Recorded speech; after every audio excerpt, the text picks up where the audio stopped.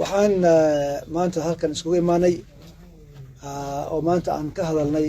aniga iyo madaxda suuq mugdi iyo madaxda kale MCyaasha magaalada Garissa Township ayagoo dhanba waxaan kala hadlay oo aan ka hadalnay in suuqa dib haweyn lagu celiyo in suuqa khaasatan wada weyn oo laga gala dhinac kasta laga soo gali kara dhinac kasta looga bixi kara loo hagaajiyo sida hadda wararkan ugu soo gaarayaan ama aan ka warqabnaba ama aan ogsoonahay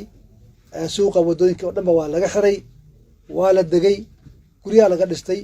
kuwa dhagax oo guryo ah iyo kuwa kale waa laga dhisay wadooyinkii suuqa laga geli lahaa ama laga bixi lahaa waa xirmeen arrintaas oo culays badan keentay ama keeni haysaba culaysyahaas oo kala duwan waxa ay kamid tahay dabdamiskii oo meesha gelila waad ogeedeen markii ugu muddada dhaweyd dabka uu suuqa ka dilaacay waa kii meel loo gala la waayey haddii wasakh lasoo qaadi lahaa ama gabajka laga soo aruurin lahaa meel loo galo lama hayo haddii maalan gaari ambulance u imaado oo qof gudaha uu ku xanuunsado meel uu usoo maro lama hayo marka